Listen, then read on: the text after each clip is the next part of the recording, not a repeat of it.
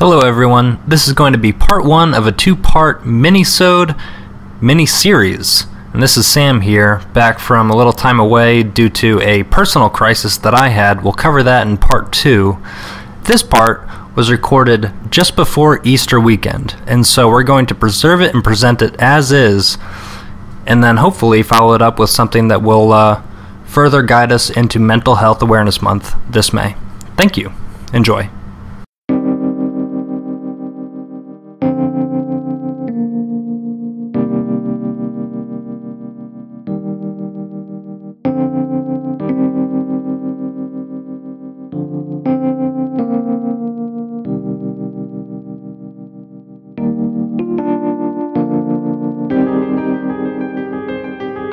Hello everyone, and welcome to our second minisode.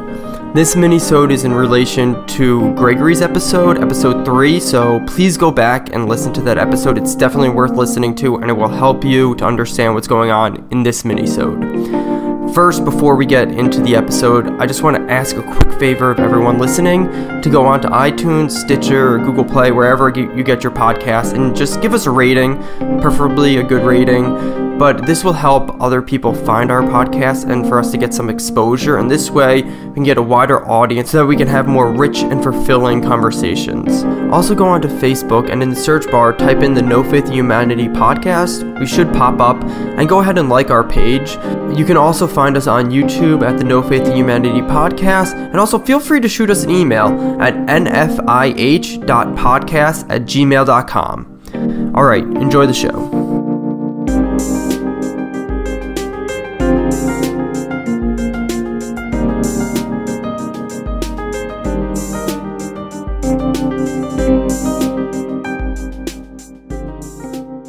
Yeah, Gregory did talk about his mental illness and also how he uses the Portraits of the Jersey Shore to kind of shine a light on mental illnesses and the effects that they have. And also he shows that people aren't these horrible human beings. People that have mental illnesses, they're not horrible people. Like, he was telling us that a guy with schizophrenia, he just wanted to help people. He just wanted to volunteer someplace. It was his highest aspiration in life, To be able to help people that have needs, I think the schizophrenic guy had said. Yeah, exactly. And I don't know, I just thought that was it's so simple, and it's something that I feel like a lot of people use helping other people, because it sounded like I think he was just kind of almost looking for a volunteer job, maybe a very minimal paying job. But it seems like those volunteer jobs to be helping people tends to be almost afterthoughts for people that want to kind of uplift themselves and make themselves feel better, where this guy, it was this is my total aspiration in life, all I want to do is help people, which I thought was really beautiful and refreshing. I think people that don't struggle with mental illness, and I agree with Gregory in that just even calling it mental illness does perpetuate a certain notion that these people are sick. I'm sick, I have depression. Does that actually make me sick? Because I feel weird because I think life is beautiful, and there are some days when I'm entirely convinced that the life I have is the most precious gift in the universe, and everything is absolutely beautiful and life is worth living. And then 2 hours go by and I have a cup of coffee and a cigarette, and then those thoughts disappear and they're replaced by, what are you doing? You still have this struggle with cigarettes, and you're drinking coffee, and both of these things are going to hurt your appetite, and you haven't been eating well for a long time now, and you're propping up things outside of yourself that harm you in ways that you already want to change, and then you just beat up on yourself, and you get thinking what the hell am I? Am I actually a person that's in love with life, or am I a person that has daydreams that is actually a piece of shit? And that's the question that depression asks me every day. And whether or not I have a suitable answer to it is, what determines whether or not I actually make something. So today I just went to my parents and tried to say hi. I'm unemployed right now. This podcast is the only real concrete thing I do. I mean, I'm kind of looking for work, but depression for me today wasn't even helping people that have needs. It was just, you know, how do I say hi to my family? And, you know, I feel like I isolate myself a lot because of my depression, and part of me feeling less depressed is part of me feeling that my life has been witnessed by other people. So for me, just the small activity of going to the house, while it doesn't serve any altruistic purpose of, you know, helping somebody, it was like a central battle in my depression today. Just tomorrow, and I might have the same battle of, you know, wanting to go back and check in. Probably will, because also found out today that our family dog might have cancer and might need to be put down by the end of the week. And I literally found that news out just like 10 minutes, or not 10 minutes ago, but, you know, feels like it. Basically because I haven't still reacted to that emotionally. I was telling you this just a minute ago, is, you know, when you have new knowledge of something that you've yet emotionally reacted to, what is that? And so like right now I just kind of feel this weight knowing this is going to be something I am going to need to deal with and sort out within the next month.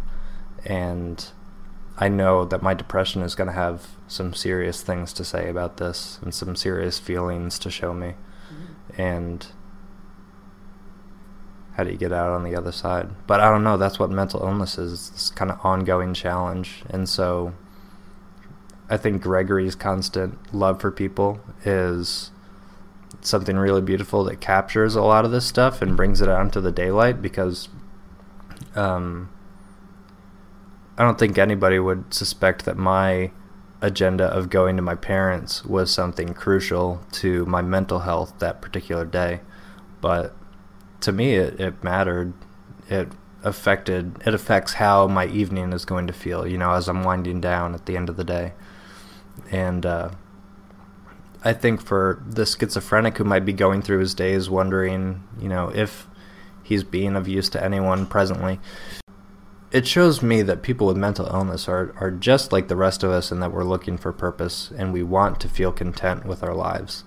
And if you have mental illness, feeling content with your life is going to be all the more difficult if people are, or it can be all the more difficult if people are afraid to interact with you, or just nervous or unsure of how to do it, you know. Because like you said earlier, I mean, some people help others for this kind of, I mean, there is a way to help other people in a perverted way, like inside. I can go and help people and like not have the right heart and be really prideful about what I'm doing. I should still help those people even if I have a prideful heart, because giving help is giving help, and that's good. And but there's more to it when your heart is along with it in the right place. And I think when you meet somebody that's mentally ill, it puts you in the position of, are you going to view them as a sick person? And if you do view them as a sick person, are you going to view yourself as a doctor, or as somebody that I don't know. But I know things can go wrong, and I know I see this being somebody with depression. If, you know, various people were to approach me and talk about it, I'd be skeptical about what their intentions were. I'm very open, so I feel like that conversation's easier for me just because I'm vocal, in part thanks to an antidepressant I'm on right now.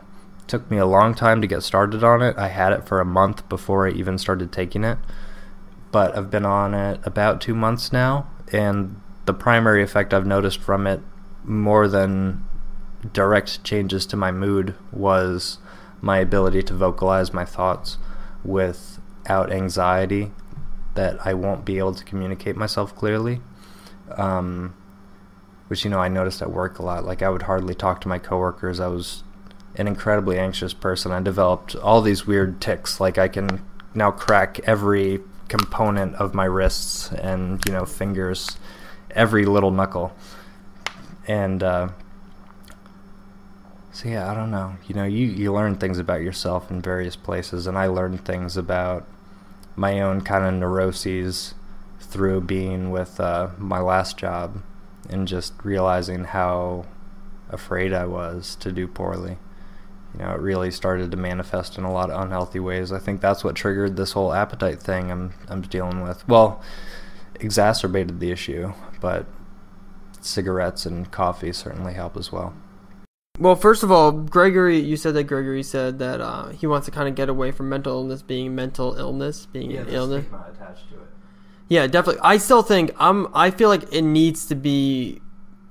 I think illness is a key word, because I really feel like you need to make it clear that this is like a problem that they can't help. It's not just like being lazy.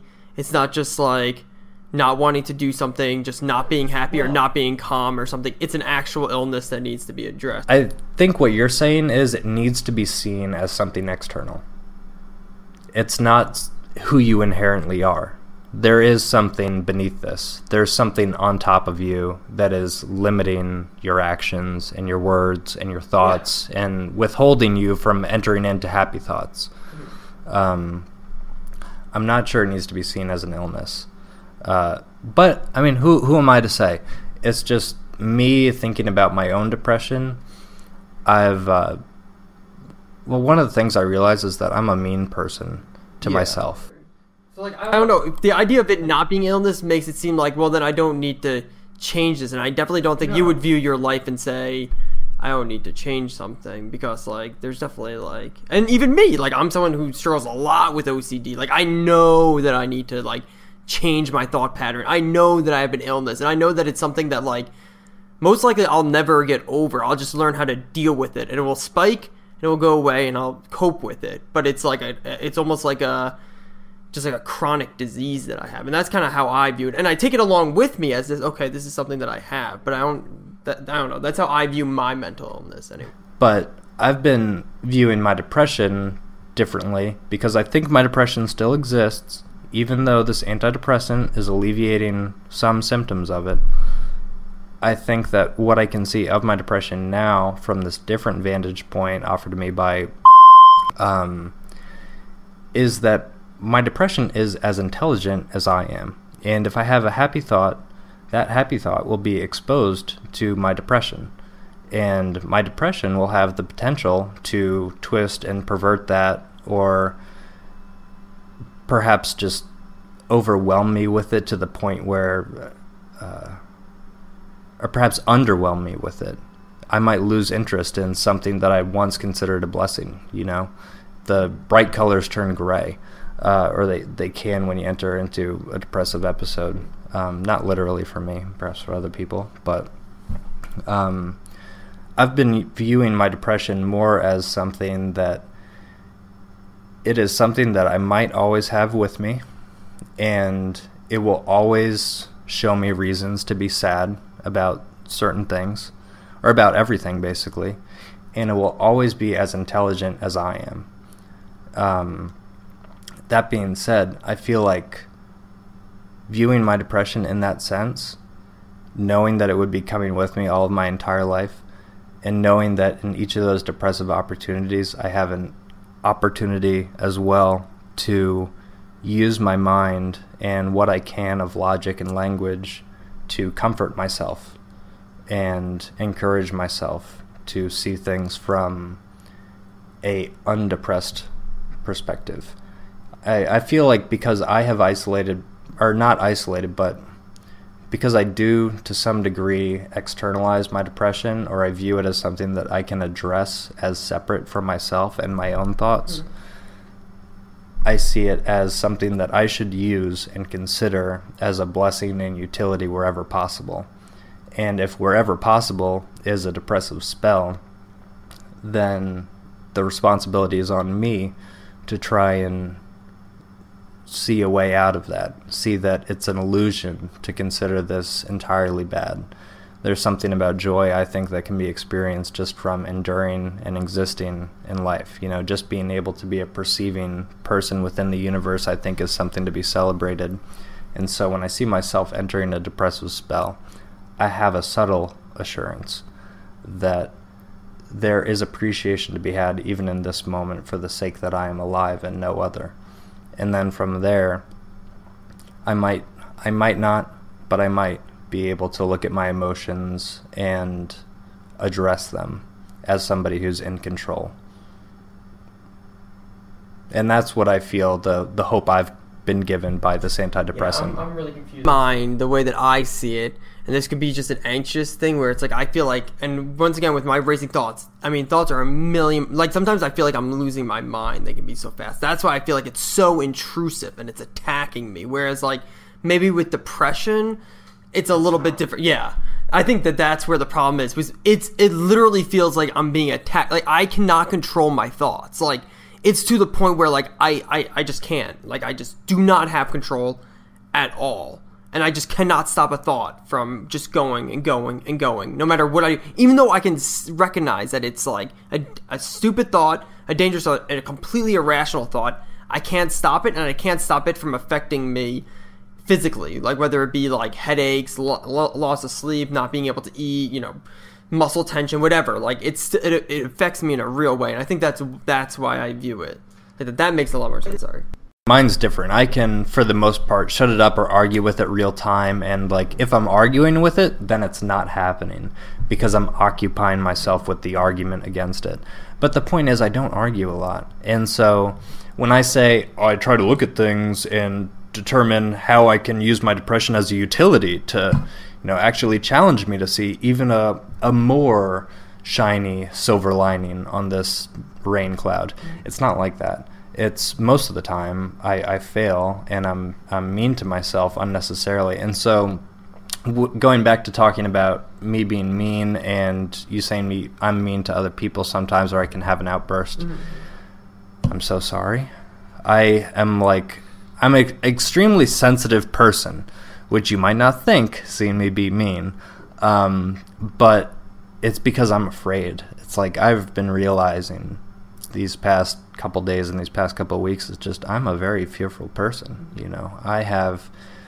I'm brave in some ways. I love downhill skateboarding. Going 50 miles an hour down a mountain road is exhilarating. I feel like my mind is to a degree a bad person, or a person that's not good for me. It's not, my depressive mind is somebody that would discourage me. It wouldn't uplift me at all.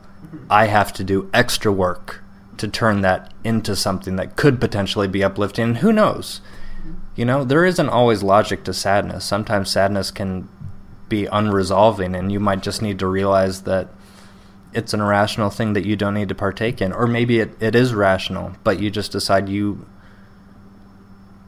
whatever it means, you're gonna try not to look at it anymore. And I feel like a lot of times in my own life when I have trouble doing that, it's because I feel that I would be losing integrity as a person if I stopped looking at my hurts.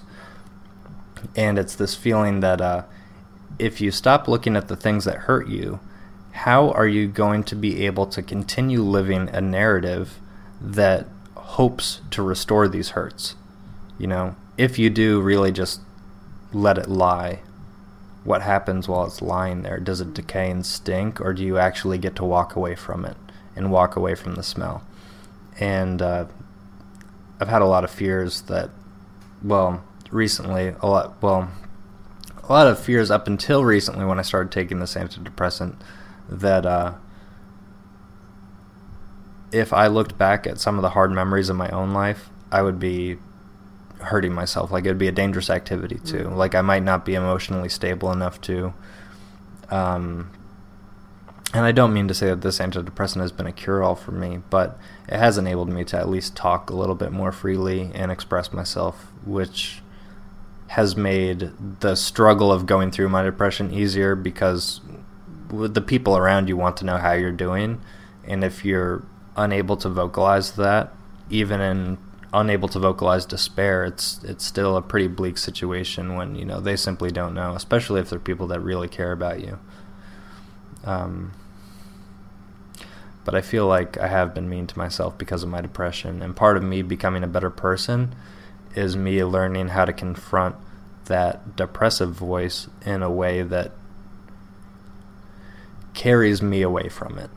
or teaches myself with it, I need to make myself the master of this thing, because this thing has been the master of me for, at least 6 years. I was talking with Jehovah's Witness today, talking to them to see if maybe we could get them on for an episode.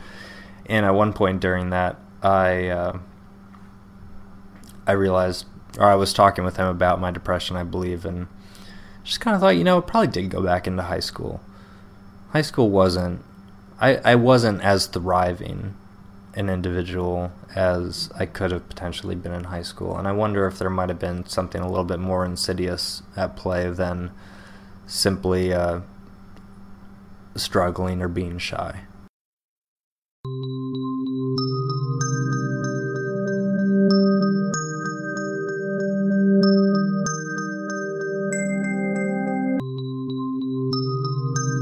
Alright, that's going to do it for us for this minisode. Thank you all so much for listening. We covered a lot of heavy topics regarding mental illness, and if you are someone who is suffering from mental illness, don't be silent anymore. That's the best advice I can give you. I was pretty ashamed for a while about my OCD, and then I opened up to friends, I opened up to family, and I was accepted and I was loved. And then I started seeing a therapist, and that helped me a lot. You don't have to suffer anymore. If you are thinking about harming yourself, here's the National Suicide Prevention Lifeline. They're available 24 hours a day to talk to you. The number is 1-800-273-8255. And remember, you are beautiful and you are worth so much more than you think you are. Thank you again for listening.